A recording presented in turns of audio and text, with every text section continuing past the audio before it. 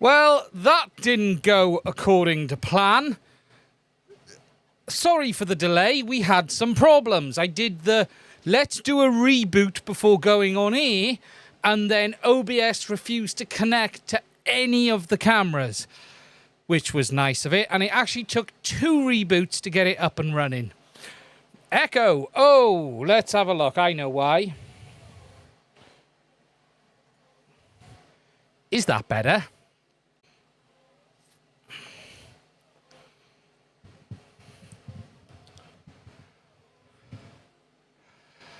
Are we back? Hello, hello, hello. Have we returned? Let's see. OBS literally just crashed on me. And that is after a fresh reboot. Unbelievable. Unbelievable.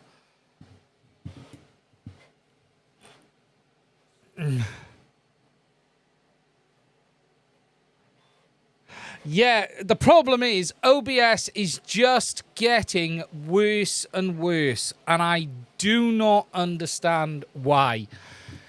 The interesting thing is this is a complete rebuild, and OBS is just playing up. I think it's NVIDIA that's playing up, not OBS. I'm going to try installing the latest drivers. So I think we will try and start this one again. I'm going to try and record because I do like to record the streams just in case.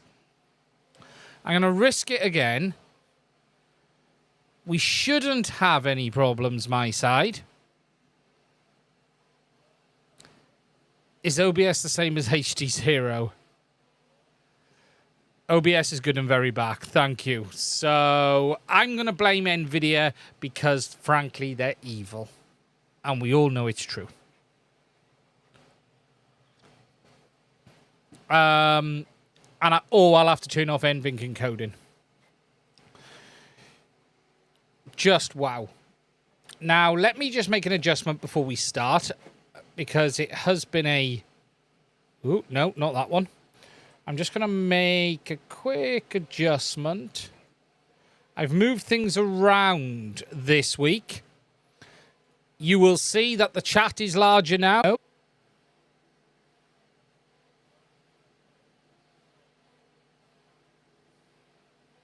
Hello?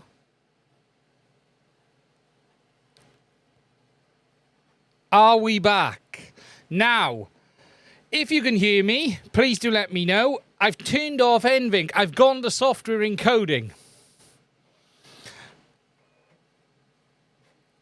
I've gone now to CPU software encoding and disabled NVINC altogether. Let's see how this looks. So I'm now using CPU encoding, which should be fine, to be fair. Still have the circle of death. You may need to refresh. Wow. Now, before I get started, I'm just going to have a look at something a minute. Task Manager. I'm intrigued at what CPU load this is dropping on, because I normally use NVINC, which is the encoder for NVIDIA, and that is what works through my graphics card. Just don't move fast. That works. 5x5. That's good. Just unbelievable. Right, let me just have a look at performance. Oh, we're slamming the CPU at 77%. There we go. So that's the difference. You slam... How many cores are we slamming? Should we have a look? So software encoding for you.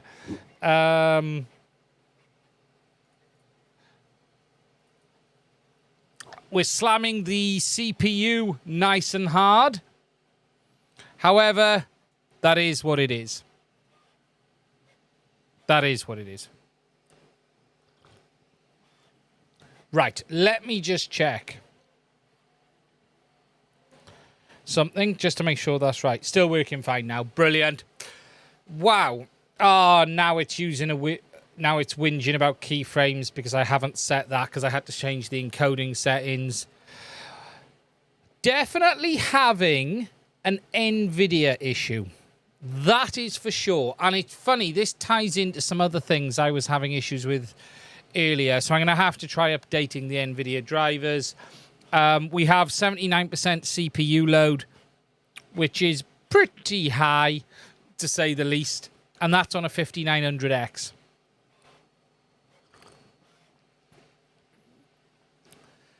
Okay, so I'm not going to be able to record this one. We're going to have to go with it as it is.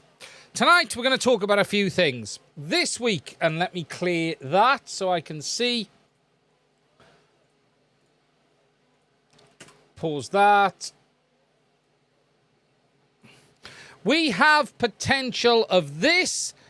Caddx have announced something is coming.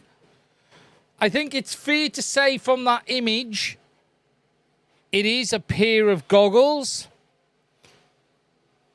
It could also be a Cylon, and we'll talk about that a little bit more in a minute.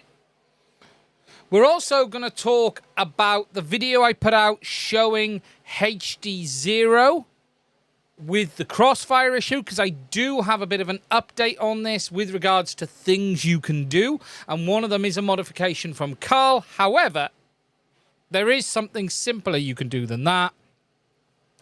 You can also add a ferrite bead, and I can confirm, whilst it doesn't stop the goggles rebooting if the RF gets too close, it definitely stops the rebooting on the power cable.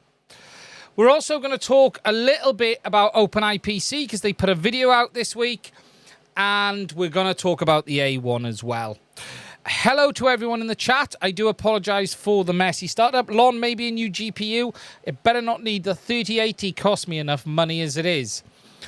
I shouldn't need anything more than a 3080 to stream. But something is going on with NVIDIA. That's probably my drivers. Why? Because it's NVIDIA. Now, as always, if you have any questions, please do put them in the chat and I will try and answer them. However, super chats are not required for me to answer a question, but I will try and answer super chats specifically as well as we get through the stream. JB has said there will be HDMI out on the Caddx VTX. Caddx have already announced an HDMI input VTX, if that's what you mean. But I can't comment on anything else. So, to start, as we have seen, and you're not going to have me because I'm not using NVINC, which means I'm not using... should we risk it? No. This week, Caddx put out this image. Now, for those who haven't seen it, it is basically an image of what appears to be a set of goggles. And they do look a lot like a Cylon, that is for sure. And they've said they are coming in October. And the term that they've used is new in October, all in one. Now, there is obviously a huge amount of speculation around this. We're going to have to wait and see what the situation is. We don't know right now. Caddx have done nothing other than show us this image. Obviously, in a situation like this, what will probably happen is reviewers will get their units, but they won't be able to talk about them until the embargo lifts. And that is pretty much the situation. Now, I can put some of my thoughts on the system, and I don't think we're going to see a new system as such. So, existing users, I would not be concerned at all with regards to compatibility. I've seen some people talking about things like, will this new system work with the old one? And it's like, I don't believe anything I've been told is a new system. I believe what you're seeing there is what's going to come next. and I'm walking on very thin glass, and I'm going to stop talking before I get myself into trouble. And that's what I'm going to say there. However, I would just add, I wouldn't be worried about your existing VTXs not working with whatever this is coming. As for what features compatibility with other systems, I did see someone say it's going to have built-in DJI. No, look, I'm not breaking any NDAs and saying no. No system will have built-in DJI other than DJI. Okay, let's get that clear. But other than that, I think it's best to leave it there. But something is on the way. Now, someone asked earlier, especially not Caddx, yeah, that's for sure. Someone asked earlier about what the situation is with Fat Shark. I saw someone mention Skyzone, and you got Orqa and what the situation is. And genuinely, I have no idea. We do know the original goggles were made in partnership with Fat Shark. However, the new ones, I have no idea. If we look at this as a whole, I don't really see what the Fat Shark branding and part of this brought to the situation. And personally, I would, if I was Caddx, probably be heading out on their own. And an interesting comment, it's Skyzone for sure. Why does it have to be anyone? Why can't it just be Caddx? I keep seeing people say this, and I'm a little bit intrigued, okay? Because there is nothing magical in a set of goggles, right? Pretty much all of the optics, apart from DJI, I think, are made by the same people. So the optics and screens. Pretty much by the same people. There is nothing magical in a set of goggles other than the RF bit, and that's the bit Caddx are already doing. So I keep seeing people saying things like, oh, Skyzone. I'm not convinced they need a partner. And I genuinely, on this aspect, I don't know. But I don't... Caddx have made a lot of products. I don't see why they can't make a set of goggles from scratch on their own. Look, let's be realistic. If Carl at HDZero could, Caddx can. Let's lay it out like that. So that's probably as far as we need to go on it. And hopefully it'll be something interesting. Let's wait and see. Almac FPV, exactly. What antennas to use on Caddx Vista to obtain optimal range with goggles too? You just use a left or a right-hand circular polarized. That's probably the safest bet. That's the only real option.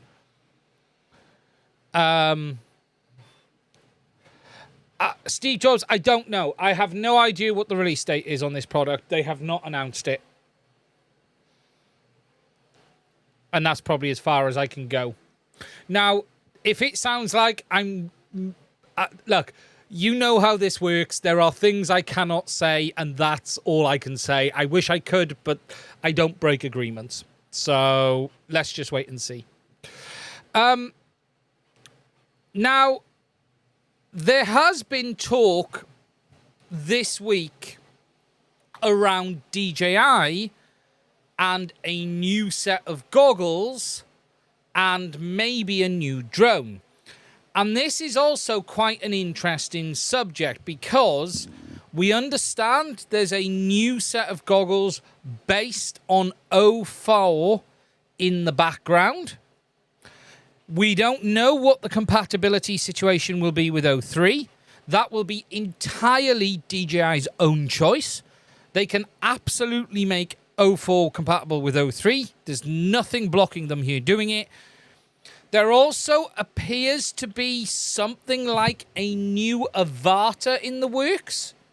An Avata, there's this new name that's being bandied around, and we believe it's to be something like an Avata, maybe bigger. It does sort of make sense that DJI would continue with that design. The very fact that they haven't replaced the FPV drone tells you they have no interest there.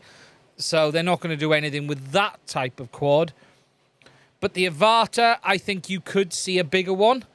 And it does appear to be the case of whatever is coming is an Avata-style drone.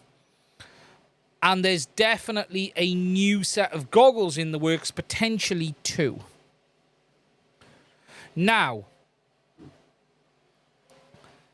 there is an interesting situation here because DJI 04 is basically 03. There isn't a huge amount of technical differences between 04 and 03. There are some, but it's pretty minor. And technically, there's no reason why DJI could not make a new set of goggles backwards compatible, and also technically why they couldn't make the air units forwards compatible as well. If we look at what 04 offers, it offers up to 75 megabits a second and additional antennas. But that is the big difference. So 04 today is based on the DJI S2 chipset. The new version, and it technically the RF side hasn't changed that much. But it has some extra capabilities. The processing is moot point because they're leveraging the E3T, and S2 doesn't have much more processing on board anyway. The easiest way to understand the S2 has less processing than the P1. That's the very point of it. It doesn't have the large ARM cores on board because they're offloaded onto the likes of the E3T. The real thing, the benefits that the S2 brings, which they call 04, is up to 75 megabits a second, up to 6 antennas on the RF lanes, and some tweaks to the front-end modems. Now, 03 is an SDR. DJI can do whatever they want with that bandwidth.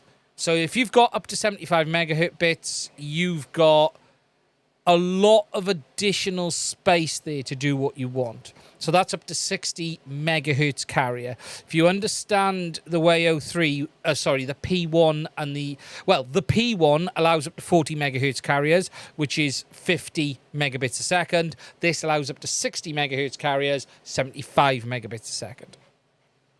But it also allows additional lanes. So they could have up to 6 antennas, which they're doing on the A3. Sorry, I forget that's one a number behind the other drones. Up to 6 antennas. That's the real benefit of 04. The thing, and I have discussed this before, the thing to understand with 03 is DJI are in a bit of a technical pickle in what they had to do. So, you had the S1 chipset and the P1 chipset, okay? The S1 is a cut-down version of the P1. It does still have some ARM cores, but it doesn't have the large ARM cores. You've got some small ones, but it doesn't have the big ones. So, the S1 always has to be paired with an external processor, whereas the P1 doesn't. The P1 has some large ARM cores on board, so that's why in the Vista and the DJI Air unit, there's no other processor. They're running the operating system and the RF side all on the one chipset. Okay? Now, that's all very well. However, those ARM cores are limited, and when it comes to higher bitrate, higher bandwidth of the video and quality, so H.264, for instance, was okay on the P1, but it couldn't do H.265. You had to offload that to another chipset, and that's what they did in 03. They offloaded it to the E3T. But what that meant was the large ARM cores on the P1 are no longer being used. Now, you may ask the question, well, if they're not using them, why didn't they use the S1 instead? That is absolutely what they would have liked to have done. However, the S1 has a limitation of the bandwidth of 20 megahertz or 25 megabits a second. It can't do 50, therefore they had to use the P1. The S2 resolves these issues. So technically moving forward, they can just use the S2 with the E3T rather than the P1 with the E3T. And that is the way they can bring it forward now. Now, the real question will be, how many of the P1 chips DJI have left, and do they intend to do another tape out? The reason I say this is this. This P1 chip is used in all of the main drones, all of the enterprise products, all of the... anything that has OcuSync now uses the P1 or the S1 up until the Air 3. The question is, how much of that does DJI have left? Are they then going to also pony up another million or whatever it is to have another batch of that old chipset made if they're running out of it? Or are they going to just move everything over to the S2? Now, you may be thinking, is there going to be a P2? And the answer to that is, we don't know. It actually doesn't necessarily make sense for them to do a P2. Because for everything they're doing now, they need a lot more processing than you could really put into the P2. Even if they made it better, it's still not as good as you would need. P1 to S1 to S2 to S1. Yeah, and so it's going to be interesting. So 04 in itself. DJI's move to 04 may just be because they're running out of P1 chipsets. It may not be a big push just to get more people over. I don't see them retiring. If you want bets from me, and if I put a tenner down today, that tenner would be on. We'll see a new set of goggles before Christmas with 04, the S2 chipset, and they will be backwards compatible. That is what my bets would be. And then on the more extreme possibility, you may even see an 04 ear unit, which is forwards and backwards compatible, again with a new chipset.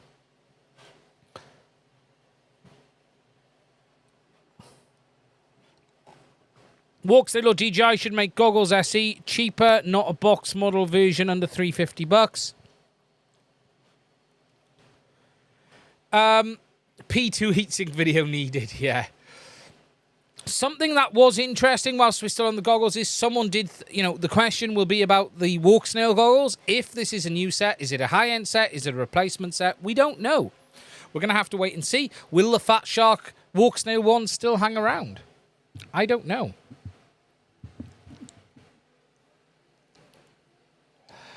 MC, hi Ian, can you confirm if it's possible to stream flight images from my goggles via cable rather than over the airwaves to another set of goggles?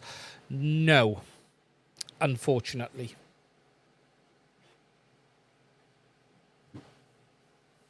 Not via a cable. You have to use audience mode. The only thing you can do is connect them to the DJI smart controller.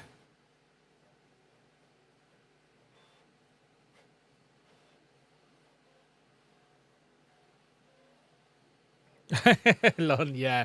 Don't think we're going to see Samsung.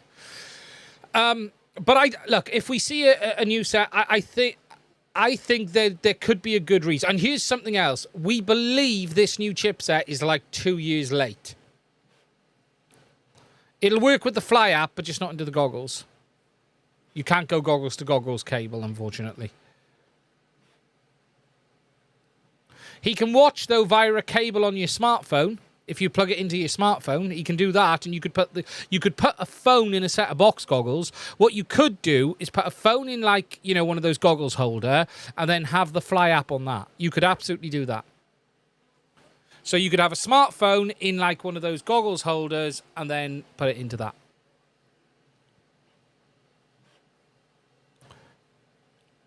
So that is what we know about the Caddx situation, and that is what we know about DJI. We believe the Mini 4 is going to release tomorrow. It is interesting it's happening so quick, and again, this leads me to think that they may be trying to push on with replacing their chipsets as soon as possible. Just the fact they're moving forward quickly.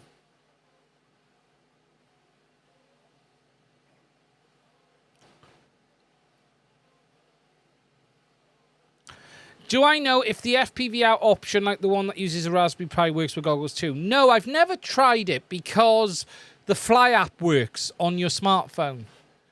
I've never tried that. Technically, if it can run Android, it can run the Fly app, that will work. But I've not tried FPV out. I think the fact that DJI are moving to a Mini 4 so quickly makes me think they want to transition on that chipset as soon as possible. Now, there could actually be another good reason for that, because the Mini series would have used the S1. And they may have run out of S1s before the P1s. I just don't see DJI wanting to tape out another run of those chipsets.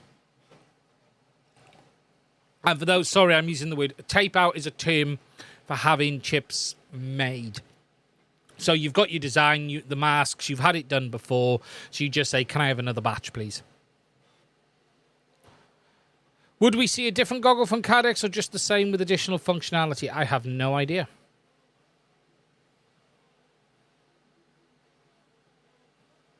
Yeah, it is interesting. So we're going to have to wait and see. What I think is good is, I think if we see anything from these two, I wouldn't expect a compatibility issue, although you can't trust DJI on that side of things. But I'm not expecting anything on Caddx.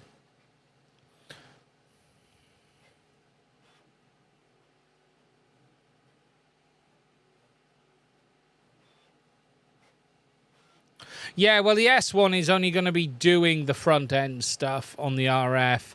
I wouldn't be shocked if they're running low on them, because that chip was in, like, everything.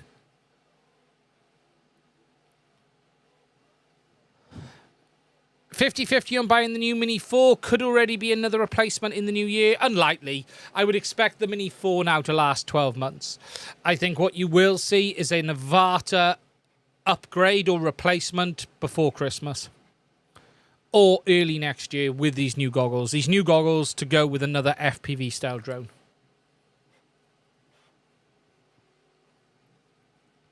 Maybe a new Avata, but there's this name being bandied around. What's fairly clear is it can't be too far along. There hasn't been any good leaks. You've got to remember with DJI, it starts with rumours. Then it moves into odd parts image leaks with long fingernails. And then it moves on to full product leaks images with the drones on the ground or in the air. And then about a week or two before launch, you get the boxes and all of that stuff. So we're today at early stage 1. I'd say we're 2 to 3 months off launch. In DJI's leak calendar of marketing, of, right, we start here with putting out rumours, and then we get to leaking the box a couple of days before to make sure no one's disappointed. You get this. And actually, this is a really interesting subject that I'm going to touch on now, and then we'll move on to HDZero, and that is about the Bambu A1. Now, if you don't know, and this is actually quite exciting, so do stay with me, Bambu have just released a new printer, and I'm going to very quickly just show you a picture. The A1 is a printer for new users, does have an AMS Lite option. Printer itself is going to be $299. Turnkey printer. Seems really interesting for new entrants. Should print TPU very well. Should be... I think this is potentially going to be one of the best budget printer options, period. Now, I'm really looking forward to this, and I'm going to get one in and talk about it on the channel, because $299 for a turnkey printer is frankly phenomenal.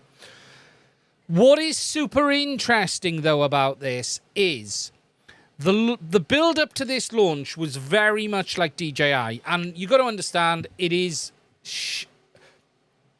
No, the AMS Lite cannot do TPU. No AMS can do TPU. You can't push wet spaghetti through a hose pipe. That's the easiest way to think about TPU. The build-up to this, there was so many people excited, so many people obsessed that this was a bigger printer.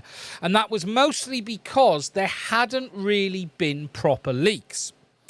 And I actually think when DJI do their leaks, what they're doing is very cleverly setting the expectation before the day and not allowing this hype train to get out of control like it did on the Bambu launch. 2 to 3 days before the A1 launch, it was out of control. Facebook, social media, people obsessed. I'm going to sell my printers if it's not a big one. And it is interesting when you do look at leaks, because it does set the stage for what people should expect. And it's the same with the iPhones. With the iPhones, you pretty much know what is coming before the day, so people don't get bent out of shape. And there was a lot of people bent out of shape. They wanted a big printer. A big printer. This will do TPU, just not through the AMS. That's the bit people have to understand. This printer will print TPU absolutely fine. The AMS is this here. You don't have to use this. This is the multi-material unit, just like on the big printers that I've reviewed on the channel. You can print TPU direct on this printer, no problem at all. Either their website is playing up or my internet is. You can print TPU directly, no problem at all. You just can't do it via the AMS. There is a spool holder on the back. You can't quite see it there. I think, though, this is potentially going to be a very big printer because of the features, what you're getting. Bambu's turnkey technology in a cheap printer, and I think that is a win-win situation. I'm not sure they should have released it with the MMS. I'll be honest. I think they should have released it as the standalone printer first, just the printer itself, and then they should have released the AMS later. The price for the printer on its own is $299, or it's $469 with the AMS. Now, I think the AMS complicates things. The real key to this printer will be the fact that it comes pre-assembled and it should just work out of the box, and it'll have the Bambu ease of use, full auto bed leveling, full flow calibration, and ease of use. And that's the difference here. There are a lot of cheap printers. You can get printers for 170 quid, but they all tend to come with a bucket load of pain. Let me just put my shoe back on, it fell off. They all tend to come with a bucket full of pain when it comes to use, configuration, setup, and just tuning and learning how to do bed level, learning about all of this stuff. This is going to be an appliance. Plug and play, predominantly, and just use it. And that's the interesting part. You know, that is what is going to be really interesting on this printer. It's not perfect. It does have some quirks. I do think it's over-engineered. There are other printers that may be better from a price point if you're willing to play. I think if you're someone who's used a 3D printer, other options may be better. I think this is going to be someone who's never used a printer and doesn't want to learn how to use a printer. They want to use it like an iPhone. And that's what this is going to be for. Geordie, I threw so much money at my Ender 3 version 2 and it's still a pain. And that's the difference. And as Abba the Ham says there, I've spent over 300 quid on updates on my Maker Select version 2 and I still hate it. See, and that is the key. That there is exactly the key. Hello, Cricket. The real key is how simple this printer will be to use out the box. Unfortunately, they're not selling the standard one on its own yet. You can only buy it with the AMS. And I don't really have a great want for the AMS on its own. For personally, I'd rather go for the printer on its own. But for the money, I think it's great. I do think, though, the AMS mix it up. Lon, the Anchor Make M5C isn't bad. I was offered it to review, and I refused because of not only the behavior we have had from Anchor, but the terms and conditions of the review were not something I could agree to. And as such, I will not review an Anchor product on this channel unless I get to do what I've done with every other company. And as I make the review, it is what it is. If there's technical inaccuracies, you get to see it and you can point it out if you want to see it first, but you have no editorial control over the video. In my dealings with Anchor's representative, who reached out to me, and you will see about now that there's a bunch of printer reviews on the Anchor Mate. We were all reached out to about the same time, and I was just not having it. What I will say to you is this.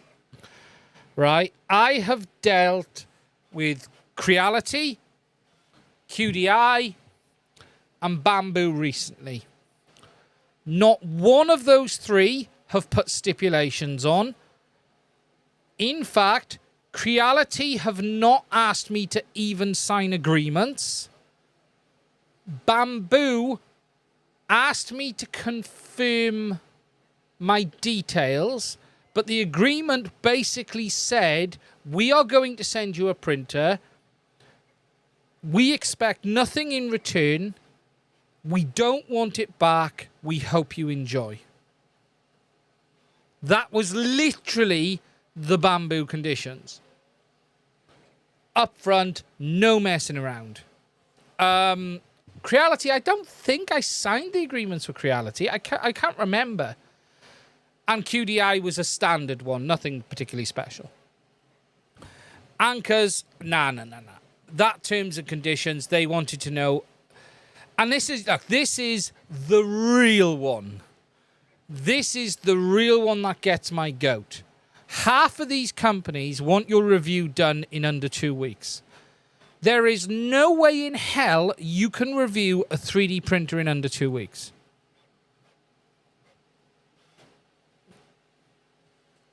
You cannot do it. You can't review.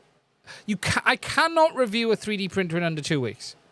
I've got to test it. The Creality was a month. The Bambus were a month, and this is going to be a month as well. I'm actually printing a Mandalorian head as we speak. Not a Mandalorian head, a Mandalorian mask. I'm doing Mando's face mask. 16-hour print. So, and I haven't dealt with Anchor directly. They was dealing through there because most of these companies use like a partner. But I did see, I think a couple of people have put videos up, and good for them. But look, my conditions are really straightforward. Send me it. I will make a review, but I won't. And I'm never going to make a guarantee, but I always generally make a review on a product I'm talking about. It'll take me at least a month. I take at least a month on a 3D printer. I'll be honest, I could probably review the A1 in 2 weeks because it's a small form factor printer and the prints are small and I can bang them out quicker. I could do the A1, but anything bigger than that, you need time. I'm sorry, it just takes time. But I'll be honest, Bambus have been the best I've dealt with, hands down. But I can't complain. Creality have been very, very good. Creality have not been bad. Not been bad. Right, guys, that's the 3D printer. So the A1, I will be reviewing the A1. I definitely will be. You could print Bardwell's head, continue his live stream. That would take a lot of material, though. Oh, is that an underhanded knife in the side and twist? I've only got an LTT screwdriver, but is that a Steve GN move with the knife in the side and then twisting it? That felt like a Steve GN move, that did.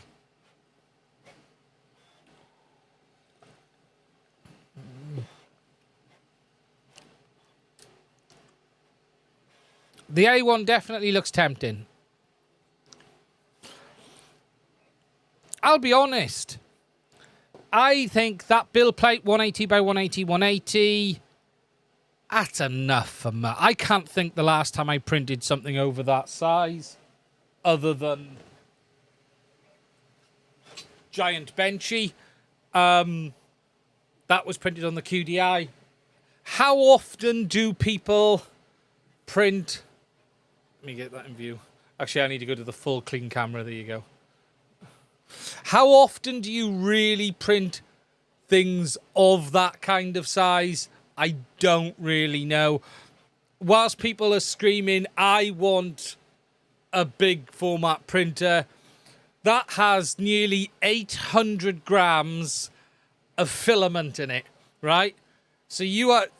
That you're not printing that kind of stuff very often.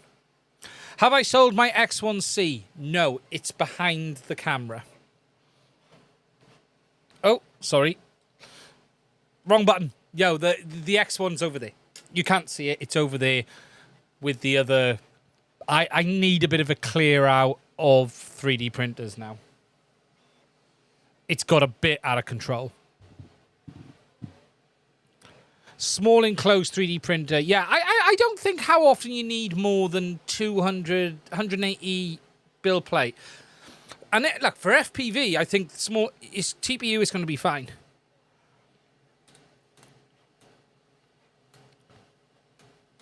Next to the Avatar goggles. I spoke about the Avatar goggles at the start. Hey, Curry, how are you, mate? I hope you're well. I wanted to print a holder for my Lego Millennium Falcon. It was way too big for my printer. And it didn't bring it to bits. How big is it? If you need it done, send me an email with the STL. I could print it and post it over to you. If you want me to print it, I could do it. The problem is how often you need it, isn't it? That's the problem, is how often you actually need it.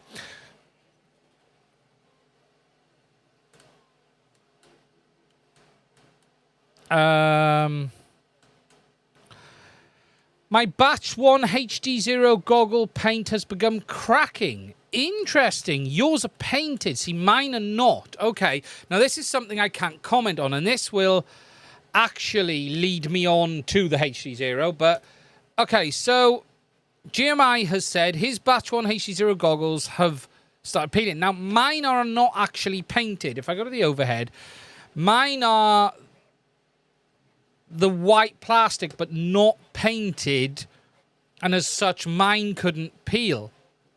I would certainly speak to them about it. GMI, can you post some pictures on my Discord just so I can see this? It would be great to see this. It would be great to see the effect of that. It's certainly not normal.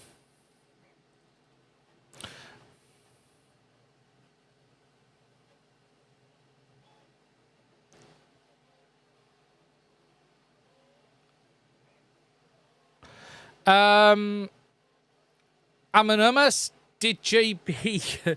I don't know where JB is. I was going to start a terrible rumour until he put out a little live. I believe he's not. Someone must be paying him huge amounts of money to go and do something. That's all I can think of. I have no idea. You know, JB's JB. That's his business. It's nothing to do with me. Obviously, someone's paying him to do something because to travel away from home as well. It's got to be worth it. Possibly. Yeah. This is a bit of a touchy subject for me at the moment, this whole thing. Nothing to do with JB, just... Look, you've got... No, don't go there. Move on. A night with Bardwell. He's doing a paid gig. Yeah, he must be doing a paid gig or something. Do you know, it's... Yeah. On the stage diving. Has my YouTube channel been affected by the invalid traffic bug? If it has, I don't know about it. What is the invalid traffic bug? It's a lot of time away from the family. Yeah, that's the thing. I do that anyway with work, unfortunately. Having a 6G. I'm not even going there. What replacement foam is good for the HDZero goggles? I believe the Sky Zones fit. The Sky Zone foam fits them quite well. Yeah, I doubt he's doing the latter. I don't want to say the words. I don't want to even say that country in this because I'll get into trouble. Yeah, look, he's off. It's quite a while. There's going to be no news for a bit. I don't think Blunty is keen on doing it on his own. I don't know what else there is to say. It's down. Look, it's JB's channel. He can do what he wants. He can quit. He can. It's you know, look, it doesn't affect me. JB is JB. We don't really talk. We message every now and again, and that's it. You know, he's not an FPV friend, or he is just. It's like someone exists in that space. He's not someone I deal with regularly at all. We have very limited conversation back and forth, and that's it. You know, it's look. JB is a businessman. JB deals with the people he wants to deal with. I'm not in that world, so.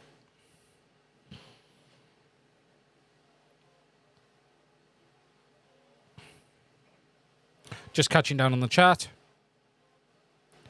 Which VTXs would work with Goggles 2? So the DJI 03, and you can use the Caddx Vista and the original DJI one as long as you're on the latest firmware.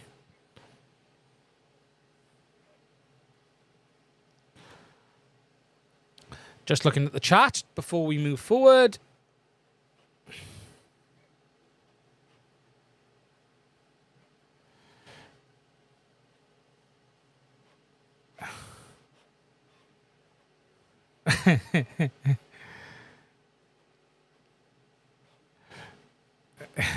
GBA in a minute, but security fed. Yeah, I genuinely, I don't know. It's his business. It's yeah. You're better asking him. I can't help you on that one.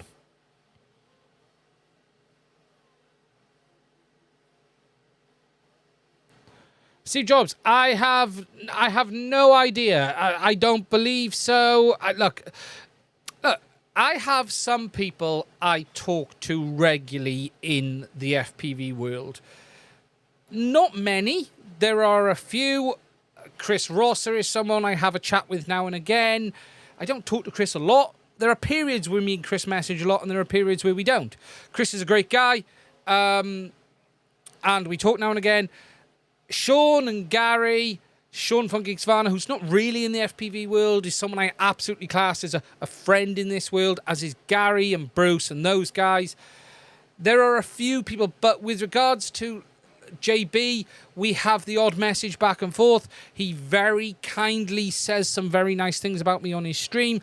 Now and again, I'll get a message, and he'll ask a question or he'll ask my opinion, and I'll reply. And it's not conversational. It's just this, that, done. I sent him a message a couple of weeks ago on something. I can't remember. He sent me I sent him a message on something. He replied back. But it's look, we don't have conversations. I've never spoke to him on the phone. It's very much business. We are in, like everyone else, each other's orbits. I believe JB is doing a bit with Chris because he sent him the power supply. But again, tester, the battery tester. But I don't know. I'm not involved, you know. JB is JB, he's on his echelon and I'm on my echelon, and look, at the end of the day, we should not all be in each other's pockets. I am more than happy to help and support, but I'm more than happy to say where I feel something is wrong. And I did that with the JB frame. And if someone gets upset about that, I'm sorry, but that's their problem, not mine. Because my opinion is my opinion, and it isn't bought or changed because of anything. And that's the case with the JB frame, and that would be the case with a Chris Rosser frame or anything else, you know. So at the end of the day, my loyalty is to the audience, not anyone else.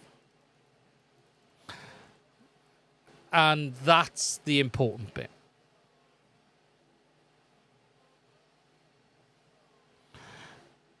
You know, at the end of the day, that's that.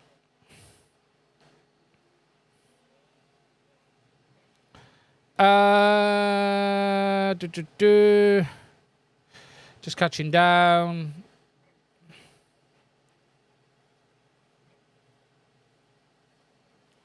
I missed the nothing. Let me just catch you down on the chat. Do we have new audio in the Goggles X? I have no idea. I can't answer that question. I can't answer questions on them.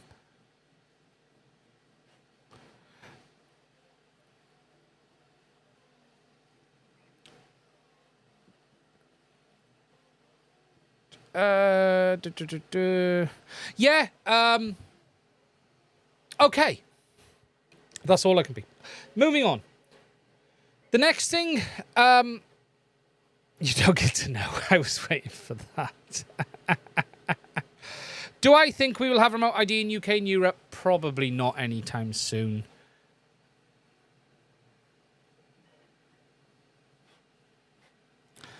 Talking about others in FPV, this is a call for everyone in the chat. Does anyone know what happened? I think it's Vilk FPV. I can't quite see on the screen from here, but VIKL FPV, he has been more than 2 years since posting a video. I have no idea, but if anyone does, please do post it. Yeah. Okay. I should touch on something before we move on. Someone actually just mentioned it there. Let me just find it. There has been something that has sneaked online this week, and let me just find it. Let me just get it. Where I can actually find it.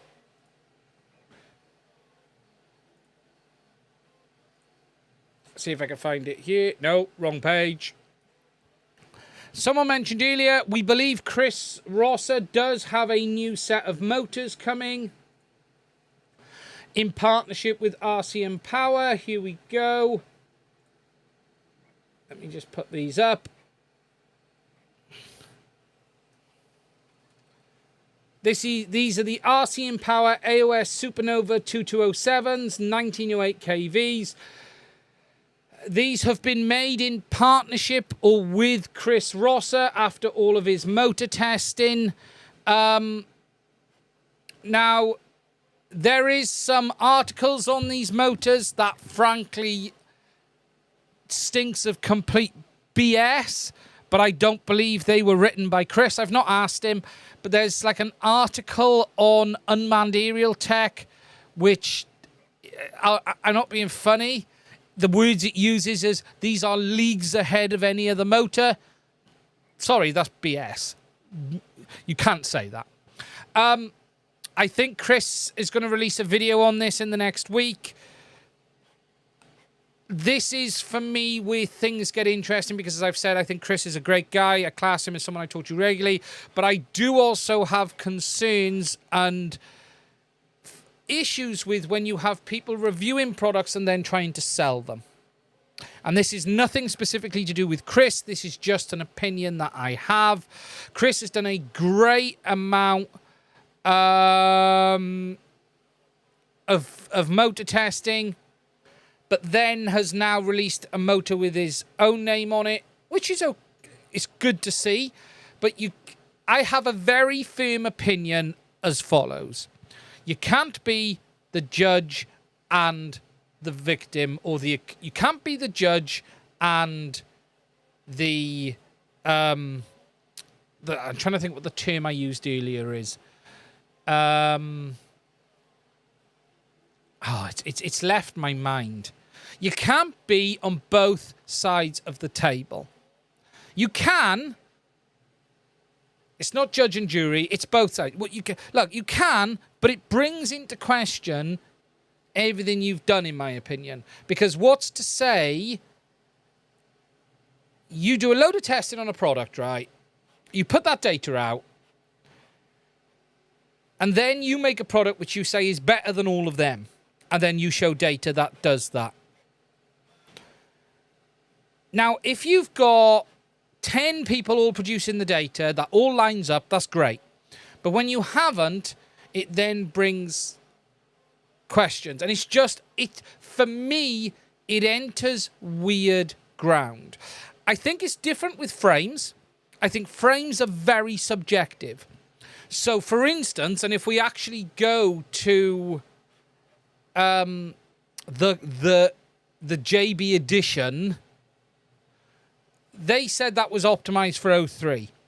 We all went, nah, that's not. That's BS. And it was changed because you can call it out like this.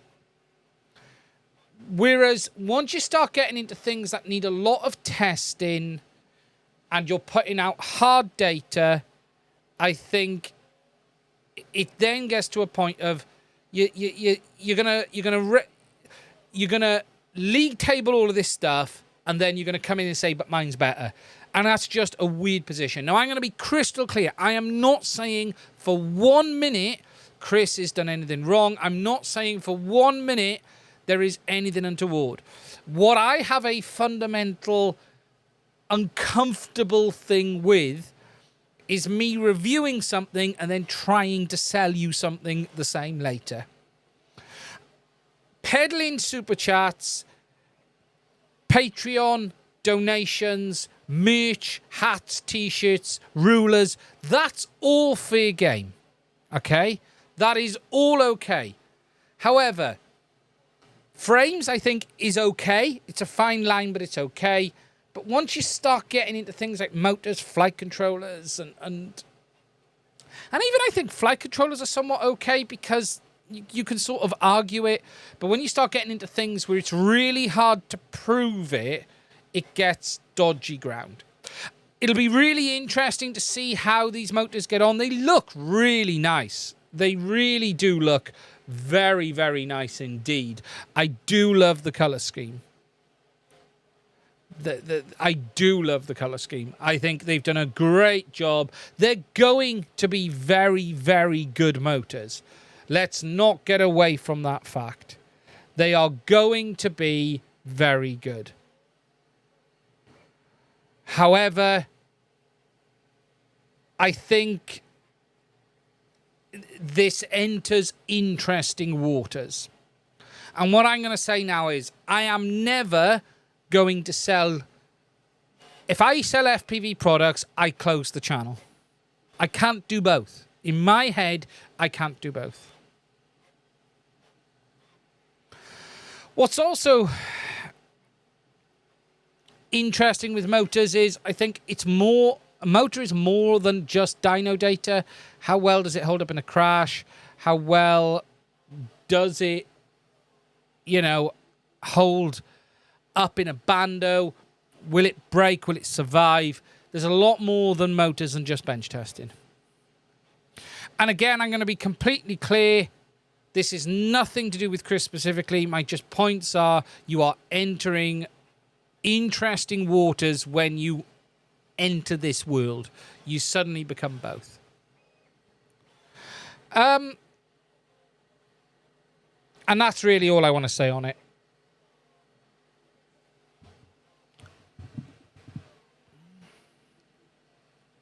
And I look forward to them. I probably will order a set, but I can't review motors. I can give you an opinion, but other than that, what can I say?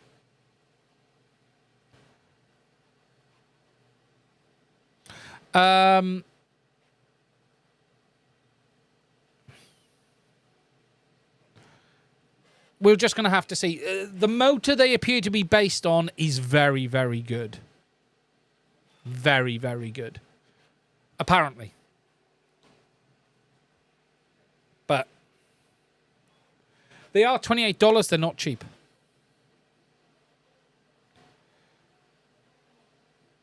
The windings look really nice. All of the windings on their motors, the RC and power motors, look phenomenal. To be fair, the windings look single winding. It looks extremely good.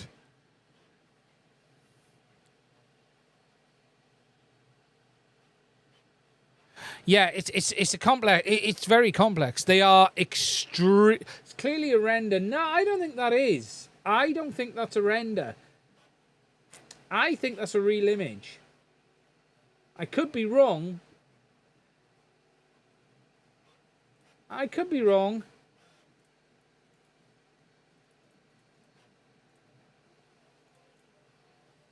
I don't know. Yeah, you could be right. That's got a render feel to it. Yeah, sorry. The way I was looking at it.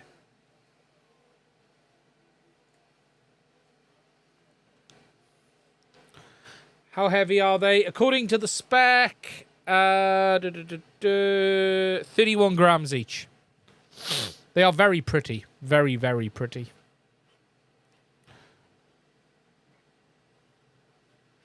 It's a sick render.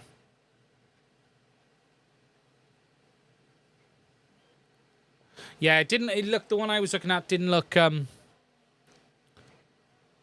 Yeah, it's just look. I suspect they will be a phenomenal motor. I suspect they will be very, very, very good. And I know Chris will have the data from his test to back that up. But as I've said, I just think this tends to fall into murky water. That's how good renders are getting.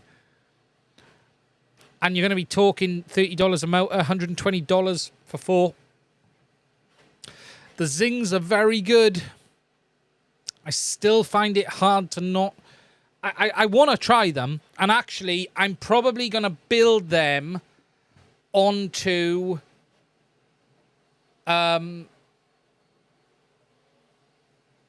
probably Thing's new frame. Vanover's new frame. I'm probably going to put them onto Vanny's new frame. For those who didn't see, we had a look at Vanover's new frame last week on the live stream. Might have been the week before. It is a very, very nice frame.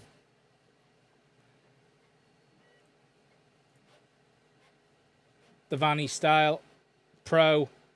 It looks really, really nice in pre-orders, and I'm thinking of building a set of them onto here. I think it will be a phenomenal build on this frame. That's what I'm thinking. Kiss Ultra, yeah, I'd put a Kiss Ultra in it. I've got a Kiss Ultra here. I think it would look really nice in that frame. And probably by the time you've spent all of that money, you'll be afraid to fly it. That's the problem with a frame of that cost.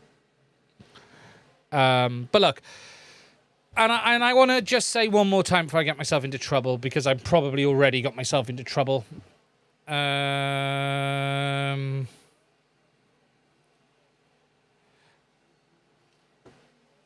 Again, none of my comments are directly aimed at Chris. It's just my overall feeling. I did talk to him about it a while ago when we were talking. I've known about these for some time. Like, this isn't news to me. And I did say, look, you're gonna have strange waters you're entering. And my personal feeling, and this has really come from over time of thinking about this, is that I think I'm not comfortable with it myself. I wouldn't do it, but that's me, and I don't blame anyone, though, for the other way. I do think the creator editions are interesting. You know, I think what is okay is like when you have the Boxer, you know, the JB TX16. Because all that is just his choice of bling. I think that is fair territory.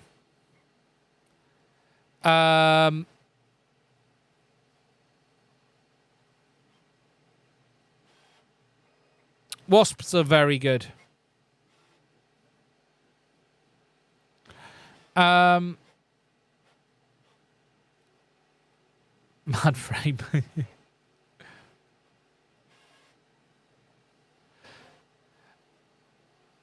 Motion controller. The Mad Edition.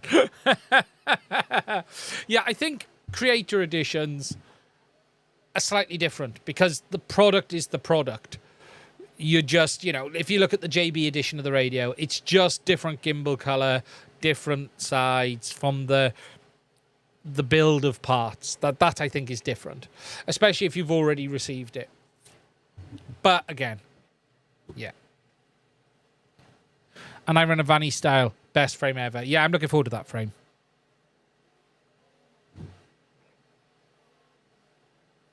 With teacup holder. That would be cool, wouldn't it? Yes, it would. Right, okay. The next thing to talk about, and I've actually forgotten what the next thing to talk about, HDZero. So, a couple of things on HDZero. Moving a second. This is the new HDZero VTX. Now, you might be wondering, why have I not got a review on it? I will have. There has been a few delays in me getting the review on this VTX finished. For those who haven't seen, this is the new 1 watt. It's in the back there. Mine arrived a little bit late. This is my build test.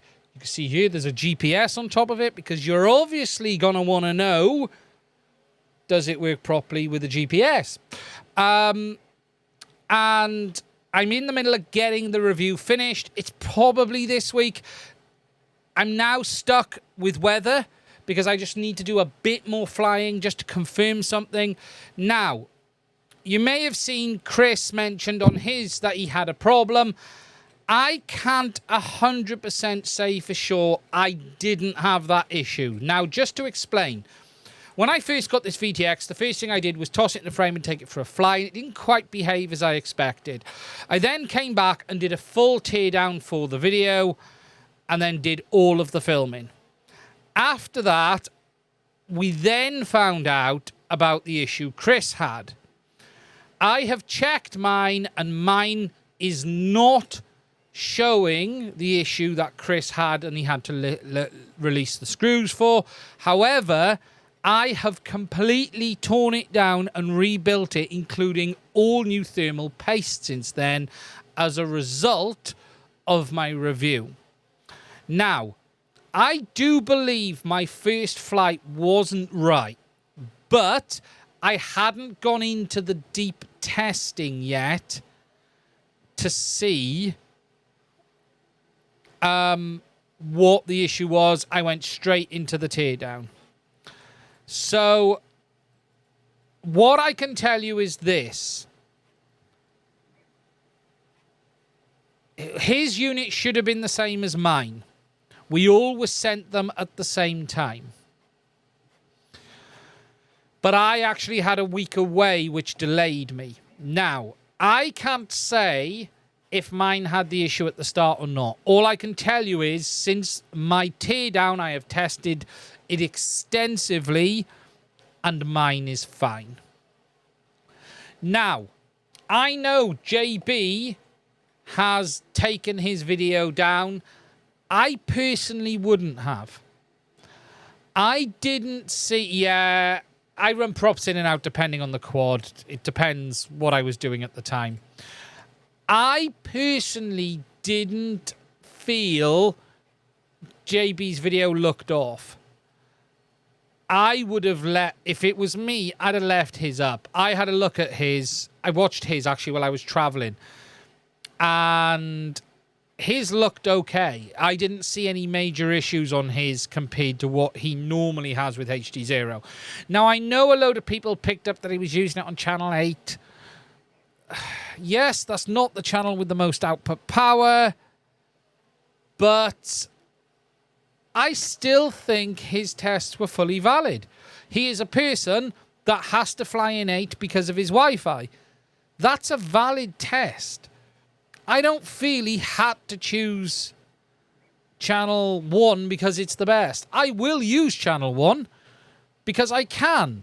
But if you can't, then you've got to use the channel. He wasn't comparing it to other systems. So I don't feel his video needed to... I wouldn't have taken that down. What I would have done is left the video up until I got back, and if it was the case that my VTX was not outputting full power, I'd have then made another video. But I don't think there was anything wrong with his review. I watched his penetration as he was going through the woods. I think it was fine. Now, I can't say if his is playing up. I can't say if mine played up originally. All I know is that mine isn't playing up now. But I have done a full teardown since. So I can't comment. Unfortunately, that info didn't come before I'd done the teardown. So that's the issue.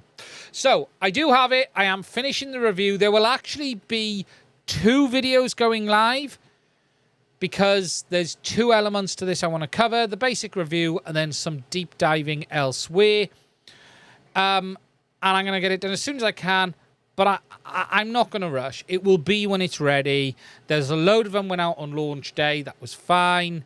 But there are things I want to test that I couldn't squeeze into that amount of time. I'm not going to be doing great amounts of RF testing and penetration. In the UK, the legal RF power output is 25 milliwatts, and that is what I am flying. I cannot test a 1 watt VTX and say, hey, look how amazing this is. All of my flights will be at 25 milliwatts. 25 milliwatts. But that's all I can do. 25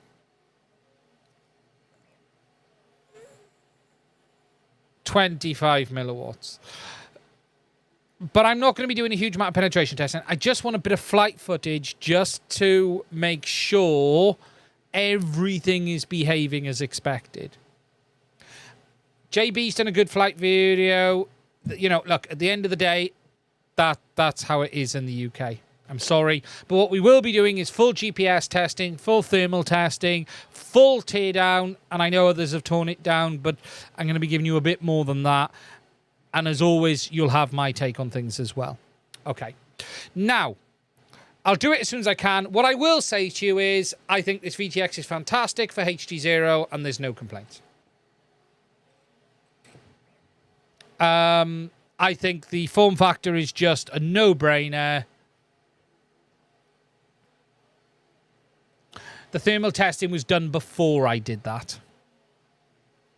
The thermal testing was before the teardown.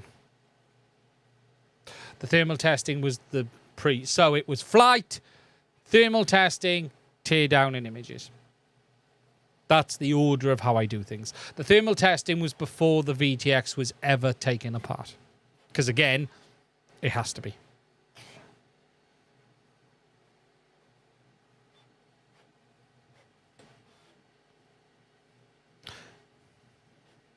Yeah, it's a 10 times better factor. 10 times better form factor on this. It really is. Honestly, it's night and day. It is night and day different. Yeah, all the thermal testing was done. So what I usually do, just so people understand before we move on, so when I get a product in, it gets all the untouched testing first. So thermal, RF, all of that stuff, and then I'll fly it as it comes, and then I'll do the teardowns. Now, I actually did it a bit different way round on this. It came, I tossed it in a frame and took it for a flight. And I was like, whoa, that's a bit weird. Not sure about that. Got it back and thought, well, look, let's get it back out. Let's do all of the other stuff. In that process, I'll do some more digging, and then we'll come back and test it again a second time once I understand. I had a flight on it. Because I'm not doing range testing or penetration testing, I was okay to tear it down at that point.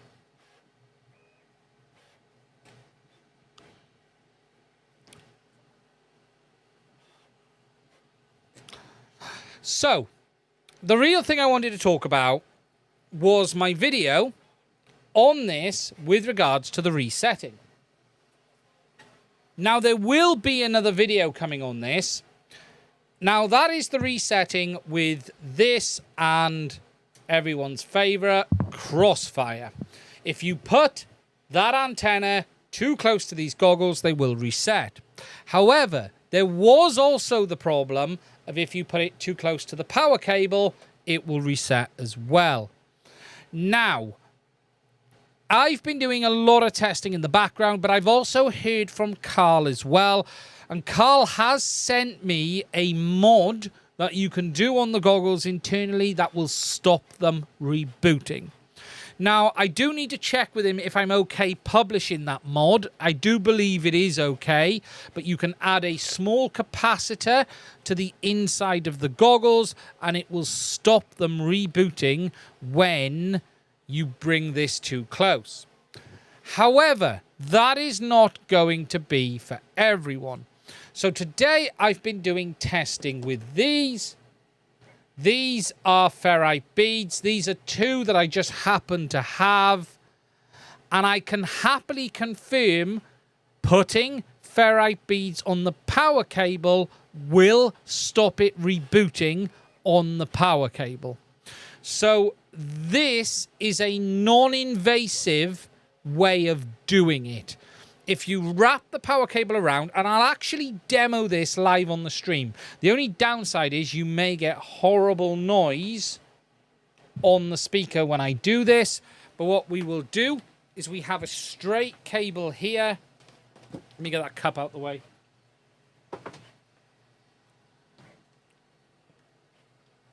If we go to the overhead, oh, we're going to want to zoom out. Woohoo! Okay. We're going to power this on. Let me just get this other power cable out the way a minute. This is off a minute, so it's not on a second. Let me just get a HDMI. Let's see if we can do this. Now, is this going to let me do this? Well, hey. Okay, so in the bottom corner, you can see the HDZero goggles are on and they're just sitting on the main screen. I'm not going to power up a VTX for this. You don't need to. You just need to see the goggles are on the corner. And what I'm going to do is spread the power cable around so you guys can see it. So we've got the loop, okay? Now I'm going to power the radio up down here, and then I'm going to show you, first of all, without the choke. I'm just going to move the goggles back out the way, up there, just so I don't get too close accidentally. So, right, Crossfire is turned on. You guys can see there, we're on Crossfire. We're on the output. And what I'm going to do is keep an eye on that bottom corner. I'm going to come in now next to the power cable. We're okay there. We're okay there. There we go. I got to there. And you can now see that the goggles have gone off and they have rebooted. Now, let's be honest. You are not going to be putting this that close to that cable all of the time. It's just not normal to do that. Again, they've come back on. If we just now...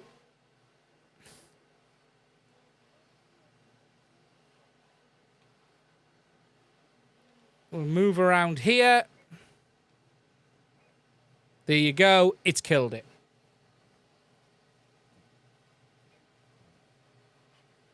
Now, I've put Crossfire on the floor a minute. I'm going to power the goggles down. Does Express ELRS at 900 do the same? Yes, it is any 900 meg signal. It even happens with other 900 meg ones. Now, I haven't actually tried this with a single bead, but I've done it with 2, and I'm still testing what beads work and fix this and what beads don't. But let's just do a wrap on this. Now, ideally, you're probably going to want to get a smaller ferrite bead, not as big as this. You want one of the inline ones. Let's do another wrap on that side. We can get another one through there.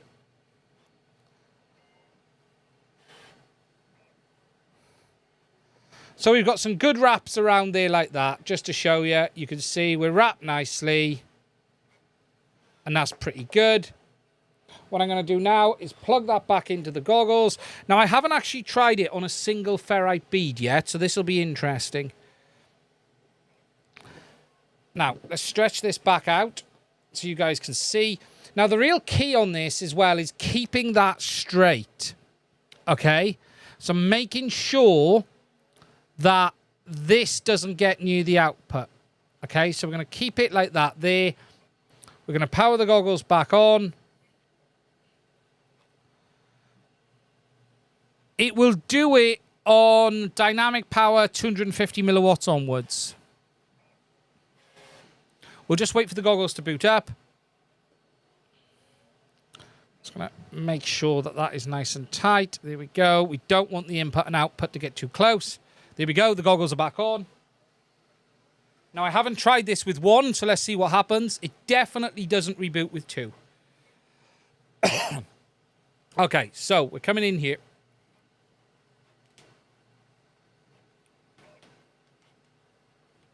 We're coming in. Parallel. Nice and close.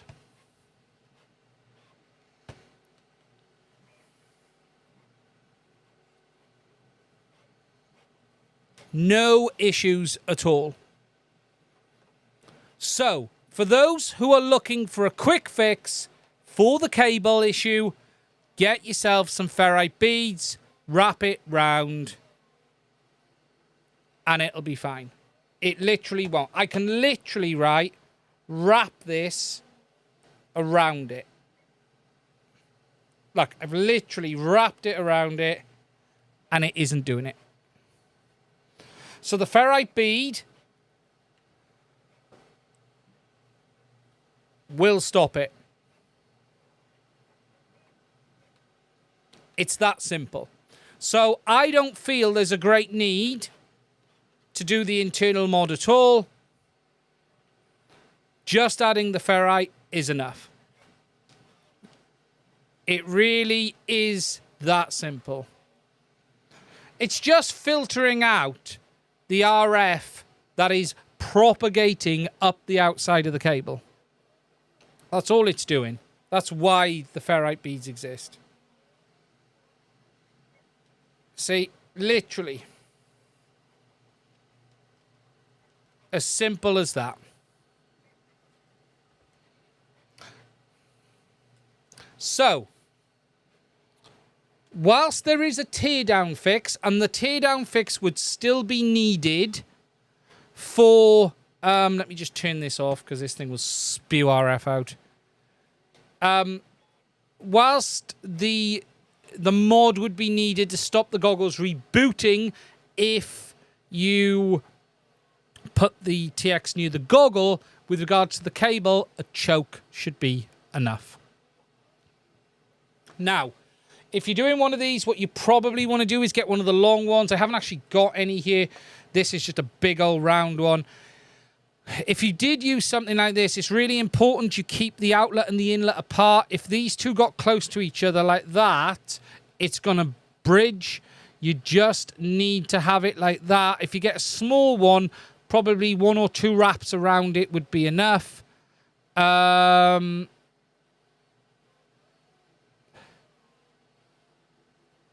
And that should solve the problem for most people. But you don't need one that's quite this round. Aerial Warrior, I'm joining late and listening to the Bambu discussion. Recommend listening to CNC Kitchen's interview with Bambu CEO. Yeah, he talked to Dr. Turbo. For those who don't know who he is, the guy behind Bambu Lab is Dr. T, someone I've spoke to online myself. He used to actually spend a lot of time on RC groups. He's a very, very good guy.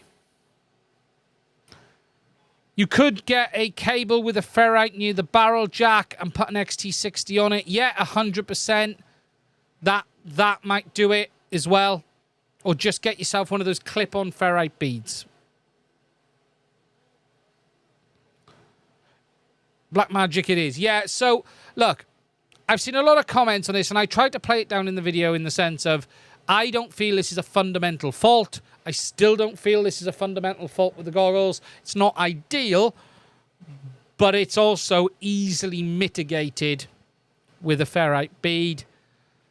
You're better with, like, the long ones. What you want to do is get one of the long ones you can go into, around, and back up and out. And that should be enough. And you want to get it then as close to that DC jack as you can. You could put two on if you wanted. You could put one further down and one further up. It's entirely up to you. But if you're flying Crossfire and you want to avoid the issue with the cable risk, go for the ferrite bead.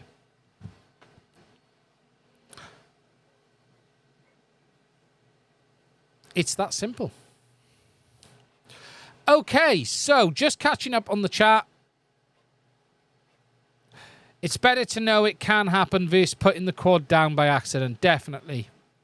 Would foil tape on the goggles shield them? Probably not. You're gonna have to. You'll never shield it fully. Yeah, you just want to see if you can find a cable with a bead in. As you've seen there, it definitely makes a difference. Definitely makes a difference. Now, I will have a video on this in the near future when I get a chance, but I haven't had one yet. As I've said, at the moment, I'm trying to finish the HDZero VTX review. I'll probably put out a separate... I'm probably going to put one of the videos out tomorrow, which is the thermal deep dive, as well as the teardown and the wiki images. The images will be going up onto repair.wiki as well.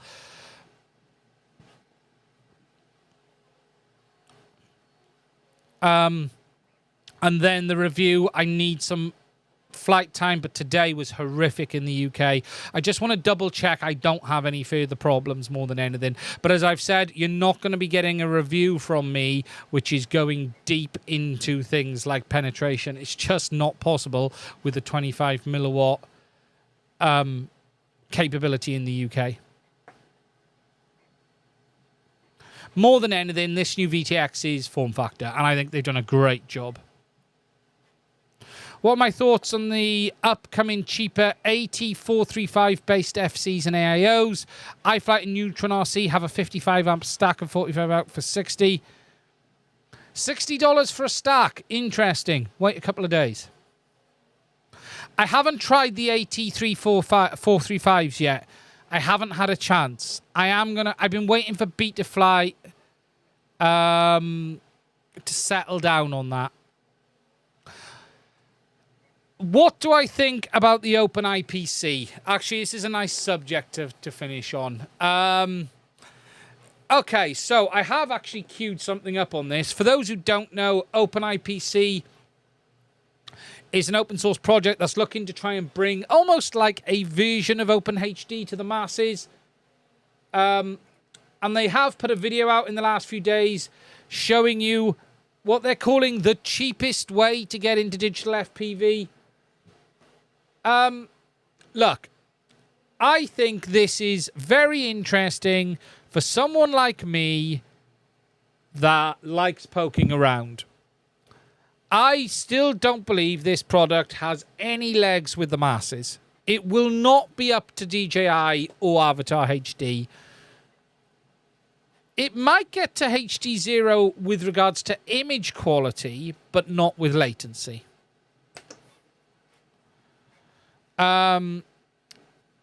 Look, this isn't there's a lot of faffing around here. And people talk about reliability, right? We're talking about people are complaining that if you put Crossfire too close to this cable, the goggles reset. On something like this, you're going to be building, you move a bloody cable and you lose the whole thing. There is a point where, if you look at the cost of an Avatar VRX module, yes, it's, what was it, $200?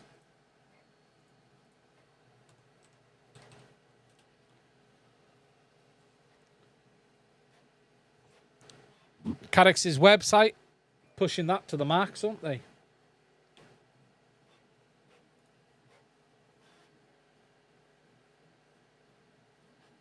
Avatar HD, what's the VRX module?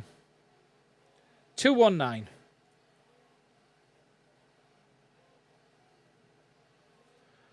Makes me laugh, these websites that use people. You always see the JB's video or someone like J. I never get a video on these channels. It's always JB, they use it. I wonder if they pay for that.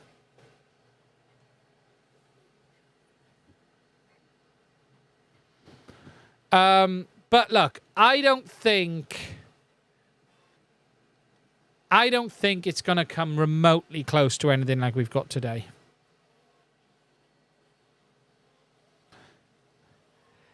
Do I think the Chinese manufacturers will run with it? You might get someone when it settles, push a system out. But I don't see any major future here, even with cost. But they're saying it's the cheapest. It is, but cost to pain ratio, yeah, I'm not sure. I'm just not sure. I think... Don't think it's arguable. Athix FPV, I think it's without question.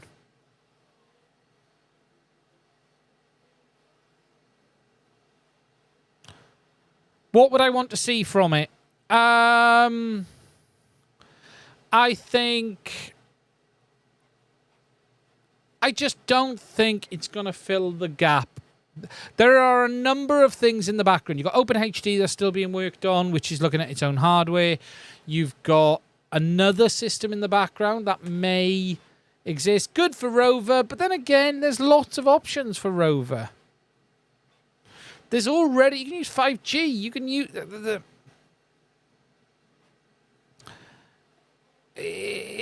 There are options out there much cheaper already. I'm not convinced on this. And I may have to eat a bucket load of humble pie on OpenIPC, but I just don't really see anything exciting here so far. I just don't. I've seen stuff like this before and it materialized to nothing. Yeah, 5G, SIM card on a drone and goggle, you can do that today. There are systems out there for it.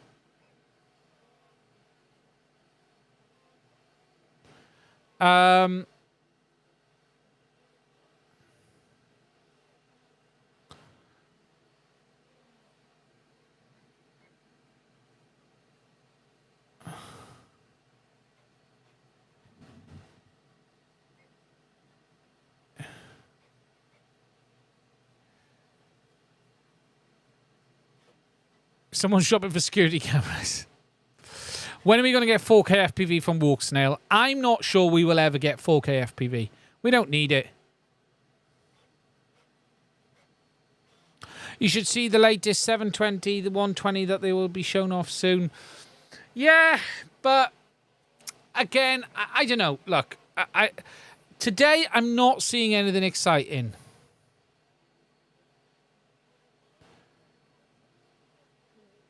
Yeah, I was wondering what you were on about continuing channel. I'm not sure. I'm not seeing anything exciting. I've seen a number of systems like this before. 4K DVR. Sorry. They're probably going to need more processing. I don't think they're going to come close yet. I'm not saying they can't do it, but I think they've got some way to go. They would suffer the same problem DJI has and would need then another chipset. They'd need a separate chipset to do it. Their current chipset is not going to be easily able to deliver that, in my opinion. It struggles at 1080p, let alone 4K. So they would need another chipset, like O3. You know, look, there's a reason O3 is 2 chipsets. They'd have to go the O3 route. And Caddx could do it. They have made 4K systems, but they would have to then develop a lot more than they have today. It's doable. It's absolutely doable. But it would be a much bigger step for them than it was DJI. DJI have been making 4K drones for 6 years. So 7 years. Hell, we had 4K 30 on the Phantom 3. Think how long ago that was. Do you know what I mean?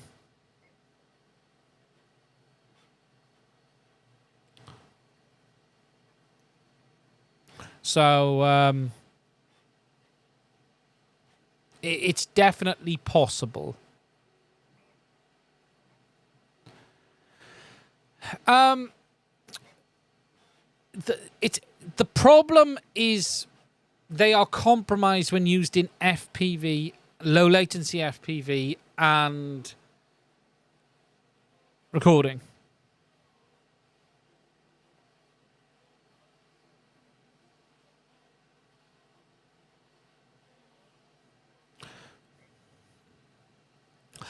Okay, now I am going to wrap this one up there. I'm going to apologise for the problems at the start. This bloody stream has caught me out again. We ended up using software encoding, which seems to have actually worked quite well. What are we banging at the moment? Oh, 87% usage on the CPU. Well, we're taxing that 5900X, put it that way. Interesting. Wow. Best picture. Yeah, CPU encoding. That's CPU encoding for you. Yeah, we are banging 12 threads and 24 cores as well, just to give you guys a view of what we're banging on this stream. We're slamming some cores there, look. Absolutely. That's heavy. That's pretty heavy. Yeah, well, my GPU hasn't been doing it. CPU heating's a good source for Windermans. Yeah, we went with the CPU encoding. My GPU, yeah, look at the GPU. It's sitting there just going, oh, where are we? What's the GPU actually bloody doing? Video encode ain't doing nothing, look. That's for sure. Apple M1, don't even go there. I am seriously tempted to get a Mac Mini. I am getting so fed up with Windows. I am really... My main stream cam is a Panasonic G9.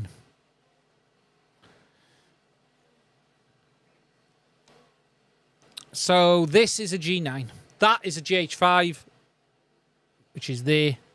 The reason I don't use the GH5 there is that comes off. I use that as well for other stuff. So it's easier for me to take that off. This camera never moves. The G9 never moves. The G9 is a phenomenal camera, just to give you an idea. I have tweaked the colors this week. I had an error on the color settings. You may notice things look a little better, a bit less contrasty. The contrast was jammed up for some reason. I was noticing it recently, and it had the contrast was very high, and it was too much. So I've knocked it back to where it should be again now. Something had changed, and I hadn't noticed it. And yeah, that looks a lot better. It definitely looks a lot better today. So it's It looks like there's more high dynamic. Yeah, it definitely... for some reason...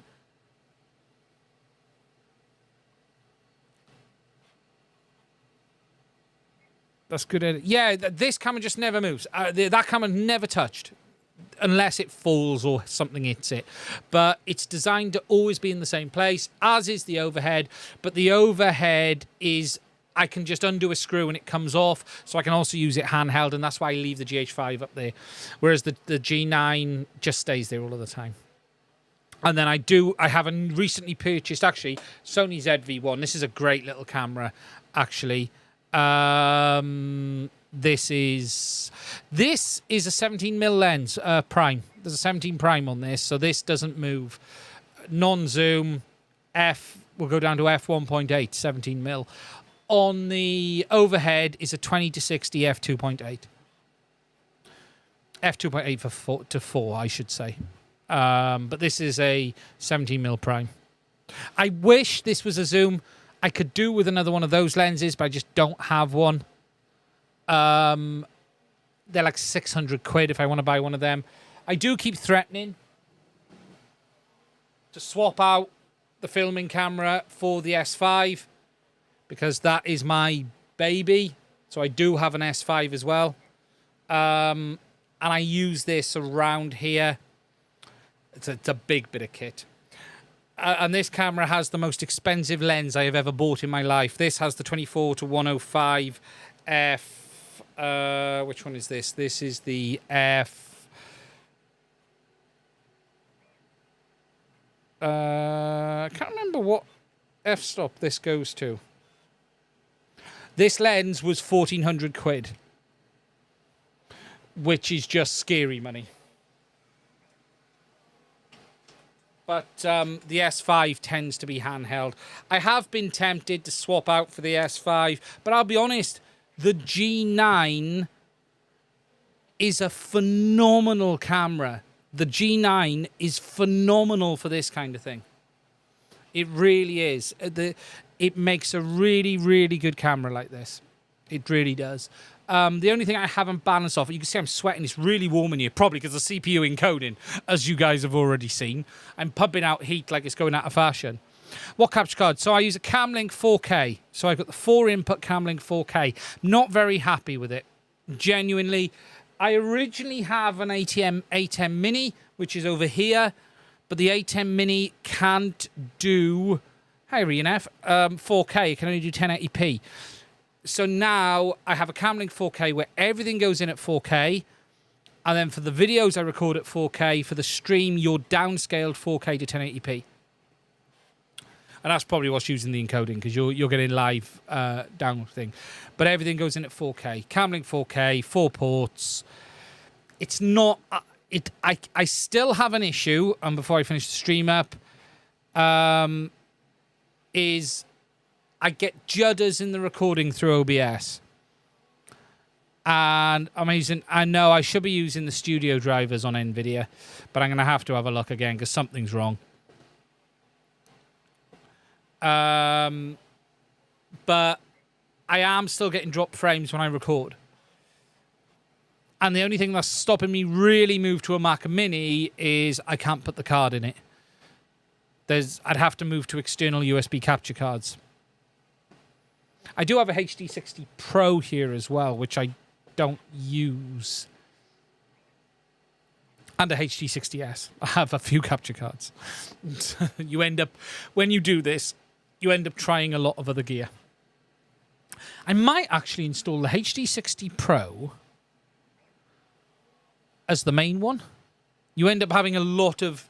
I've been doing this quite a long time now, and I've got to the stage where I've almost got everything nailed, except for frickin' OBS, which every now and again plays up. And there really isn't a lot of other options. There is a studio piece of software that I did see.